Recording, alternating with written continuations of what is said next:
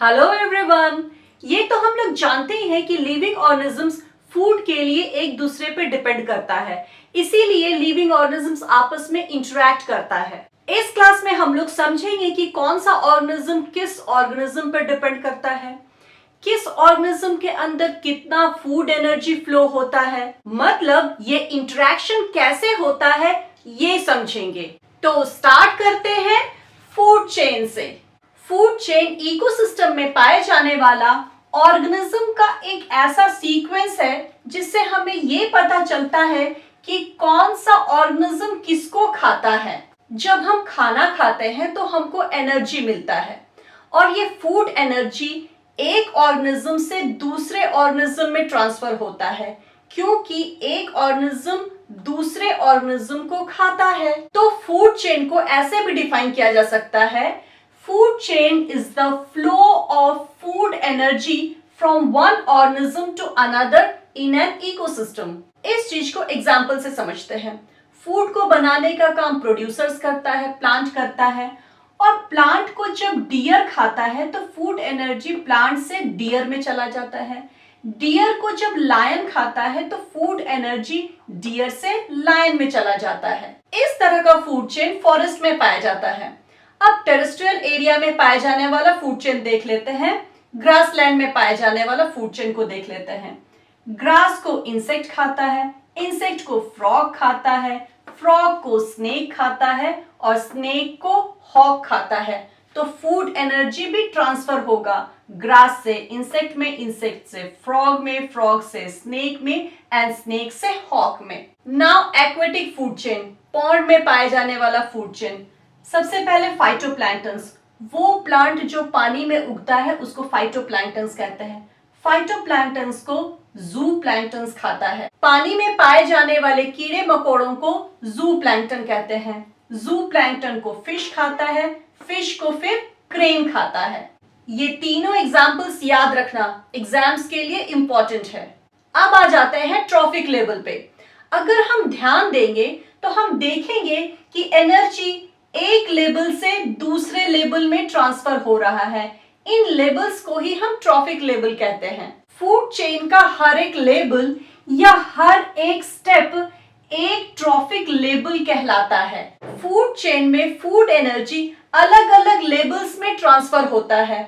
उन सारे लेबल्स को हम ट्रॉफिक लेबल कहते हैं। और एक फूड चेन में 3 से 4 ट्रॉफिक लेबल्स होता है। इस चीज को डायग्राम से समझते हैं। जितना भी प्लांट्स होता है, जितना भी प्रोड्यूसर होता है, ये फर्स्ट ट्रॉपिक लेबल होता है, क्योंकि प्लांट्स किसी को नहीं खाता, ये अपना खाना खुद बनाता है। इसीलिए प्लांट्स को प्रोड्यूसर कहते हैं, क्योंकि ये एनर्जी बनाता है और एनर्जी को आगे की तरफ प्रोड्यूस कर देता है। और प्लांट्स के अलावा जितने भी ऑर्गेनिजम्स होते हैं वो कंज्यूम करते हैं एनर्जी को, इसीलिए उनको कंज्यूमर बोला जाता है। सो सारा plants that is producers first trophic level में आता है, और वो सारा एनिमल्स जो सिर्फ और सिर्फ प्लांट को खाता है वो प्राइमरी कंज्यूमर कहलाता है और वो सेकेंड ट्रॉफिक लेवल में आता है। और वो एनिमल्स जो प्राइमरी कंज्यूमर को खाता है उसको सेकेंडरी कंज्यूमर्स कहते हैं। सारा सेकेंडरी कंज्यूमर्स मिलकर के थर्ड ट्रॉपिक लेवल बनाता है।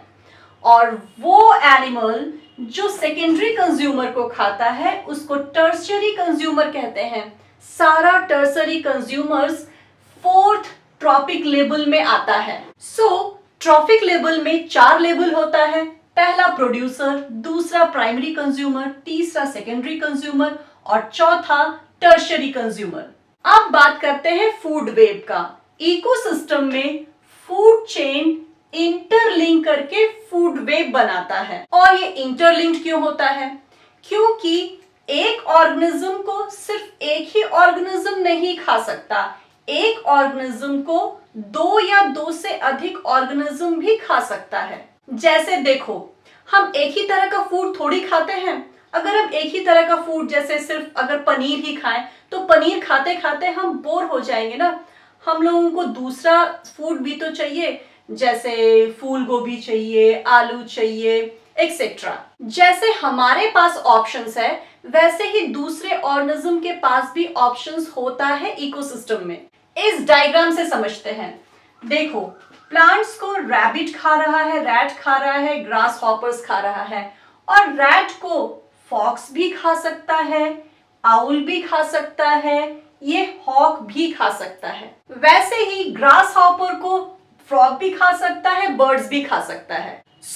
कोई पर्टिकुलर एनिमल को कोई पर्टिकुलर एनिमल नहीं खाता, किसी भी एनिमल को कोई 2-3 एनिमल खा सकता है।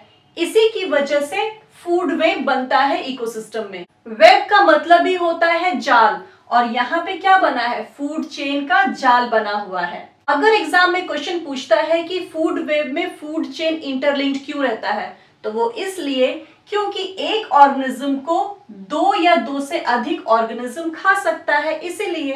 अब बात करते हैं एनर्जी फ्लो का। अभी जो हम लोग देखे फूड चेन में क्या हो रहा था, एनर्जी ही तो फ्लो हो रहा था। उसी चीज को थोड़ा डिटेल में समझते हैं। देखो, बहुत आसान है। प्लांट सन के एनर्जी को कैप्चर करता है और उसको कन्वर्ट कर देता है केमिकल एनर्जी में by the process of photosynthesis, और उस केमिकल एनर्जी को अपने अंदर स्टोर कर लेता है। अब इस प्लांट को जो खाएगा तो एनर्जी उसमें चला जाएगा। हम जानते हैं कि प्लांट्स को डिफरेंट लेवल ऑफ कंज्यूमर्स खाता है। पहले प्राइमरी कंज्यूमर खाता है तो एनर्जी प्राइमरी कंज्यूमर में चला गया, फिर प्राइमरी कंज्यूमर को सेकेंडरी कंज्यूमर खाता है तो एनर्जी सेकेंडरी कंज्यूमर में चला जाता है, फिर सेकेंडरी कंज्यूमर को टर्शरी कंज्यूमर खाता है तो अल्टीमेटली एनर्जी टर्शरी कंज्यूमर में चला जाता है।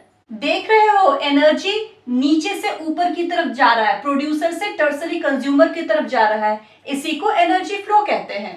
तो प्रोड्यूसर जिस एनर्जी को एक्युमुलेट करता है वो एनर्जी फूड चेन के द्वारा डिफरेंट ट्रॉफिक लेवल में ट्रांसफर होता है। इस फेनोमेनन को एनर्जी फ्लो कहते हैं। अब नोट करने वाला पॉइंट ये है कि प्लांट्स सिर्फ और सिर्फ 1% सोलर एनर्जी को ही केमिकल एनर्जी में कन्वर्ट कर सकता है, और यही एनर्जी डिफरेंट ट्रॉपिक लेवल में ट्रांसफर होता है। और ये जो स्टोर्ड एनर्जी का ट्रांसफर होता है, that is flow of energy होता है, ये 10% लॉ को फॉलो करता है। मतलब सिर्फ 10% एनर्जी ही एक लेवल से दूसरे लेवल में जाता है, बाकी का 90% उसी ट्रॉफिक लेवल में रह जाता है और उसी ट्रॉफिक लेवल में यूज्ड अप हो जाता है इन लाइफ प्रोसेस, जैसे digestion, respiration, growth, reproduction etcetera. देखो, बहुत सिंपल है। मुझे जो राक्षस खाएगा उसको मेरा 10% एनर्जी ही मिल सकेगा, क्योंकि मुझे भी तो जिंदा रहने के लिए एनर्जी चाहिए। मुझे डाइजेशन करने के लिए, रेस्पिरेशन, एक्सक्रीशन करने के लिए, ग्रो करने के लिए, रिप्रोडक्शन करने के लिए, इन सब चीजों के लिए मुझे भी तो एनर्जी चाहिए। तो मैं जो खाऊंगी उसका 90% एनर्जी अपने लिए यूज कर लूंगी और जो 10% एनर्जी होगा वो ट्रांसफर कर दूंगी। मतलब मुझे जो खाएगा उसे सिर्फ 10% एनर्जी मिलेगा, बाकी का 90% मैं यूज करूंगी। वैसे ही प्लांट्स जितना भी एनर्जी स्टोर करता है उसका 90% वो खुद यूज कर लेता है, बाकी का 10% प्राइमरी कंज्यूमर को दे देता है। प्राइमरी कंज्यूमर जिस एनर्जी को लेता है उसका 90% वो खुद यूज कर लेता है और बाकी का 10% सेकेंडरी कंज्यूमर को दे देता है। फिर ये सेकेंडरी कंज्यूमर जितना एनर्जी लेता है प्राइमरी कंज्यूमर से उसका 90% वो खुद यूज कर लेता है डिफरेंट लाइफ प्रोसेस में, ग्रोथ में एंड रिप्रोडक्शन में, और बाकी बचा 10% टर्शरी कंज्यूमर को दे देता है। इस तरह से सिर्फ 10% एनर्जी एक ट्रॉफिक लेवल से दूसरे ट्रॉफिक लेवल में ट्रांसफर होता है। इसी को 10% लॉ कहते हैं। 10% लॉ की वजह से जैसे जैसे हम एक ट्रॉफिक लेवल से दूसरे ट्रॉफिक लेवल में जाते हैं वैसे ही वैसे एनर्जी का लॉस होता जाता है। इसीलिए एक फूड चेन में बहुत ज्यादा ट्रॉफिक लेवल नहीं पाया जाता, बहुत कम ट्रॉफिक लेवल पाया जाता है, 3 से 4, मैक्सिमम 5। इस तरह का क्वेश्चन भी पूछा जाता है एग्जाम में कि एक फूड में 4 से ज्यादा ट्रॉफिक लेवल क्यों नहीं होता। प्लांट जो एनर्जी स्टोर करके रखा है उसको हम 100% मान लेते हैं। जब प्रोड्यूसर को प्राइमरी कंज्यूमर खाएगा, रैबिट, मान लो कि रैबिट खाया, रैबिट प्राइमरी कंज्यूमर है, जब रैबिट इसको खाएगा तो इस प्लांट का उसको 10% ही एनर्जी मिल सकेगा। 100% का 10% 10 होता है। फिर इस रैबिट को स्नेक खाएगा तो इसको भी सिर्फ 10% एनर्जी मिलेगा स्नेक को। 10% का 10% 1% होता है। और फिर जब हॉक स्नेक को खाएगा तो हॉक को सिर्फ 10% मिलेगा। 1% का 10% कितना होता है? 0.1% होता है। इसको अगर हम किलो कैलोरी के हिसाब से समझे, अगर प्लांट के पास में 100 किलो कैलोरी है तो रैबिट के पास में सिर्फ 10 किलो कैलोरी जाएगा, स्नेक के पास में सिर्फ 1 किलो कैलोरी जाएगा और हॉक के पास में सिर्फ और सिर्फ 0.1 किलो कैलोरी ही जा सकेगा। अब हॉक को कोई एनिमल खाएगा तो उसको तो कुछ भी एनर्जी नहीं मिल सकेगा। इसीलिए एक फूड चेन में 4 से ज्यादा ट्रॉफिक लेवल नहीं हो पाता है। और एक इंपॉर्टेंट चीज, ये जो एनर्जी फ्लो होता है ना, ये यूनिडायरेक्शनल होता है। प्लांट जिस सोलर एनर्जी को कैप्चर कर लेता है उस एनर्जी को वो वापस नहीं कर सकता सन को। और एक बार एनर्जी एक ट्रॉफिक लेवल से दूसरे ट्रॉफिक लेवल में चला जाता है तो एनर्जी पहले ट्रॉफिक लेवल में वापस नहीं आ सकता। और एक चीज नोटिस करो, जैसे जैसे ऊपर जा रहे हैं नंबर ऑफ ऑर्गेनिज्म कमता जा रहा है और जैसे जैसे नीचे आते हैं नंबर ऑफ ऑर्गेनिज्म बढ़ता जा रहा है। क्योंकि ऊपर की तरफ एनर्जी कमता जाता है तो ऑर्गेनिज्म को एनर्जी बढ़ाने के लिए ज्यादा ऑर्गेनिज्म खाना पड़ेगा, नीचे वाले ट्रॉफिक लेवल से ज्यादा ऑर्गेनिज्म को खाना पड़ेगा। इसीलिए नीचे वाले ट्रॉफिक लेवल में ज्यादा ऑर्गेनिज्म होता है और ऊपर वाले ट्रॉफिक लेवल में कम ऑर्गेनिज्म होता है। आप समझते हैं बायोलॉजिकल मैग्निफिकेशन क्या होता है? ये वो फेनोमेनन है जिसमें हर नेक्स्ट ट्रॉपिक लेवल पे टॉक्सिक केमिकल का कंसंट्रेशन बढ़ता जाता है। देखो, जैसे जैसे हम नेक्स्ट ट्रॉपिक लेवल पे ऊपर की तरफ बढ़ते जाएंगे वैसे वैसे हार्मफुल केमिकल का कंसंट्रेशन भी बढ़ता जाएगा। इसे इंक्रीज को बायोलॉजिकल मैग्निफिकेशन कहते हैं।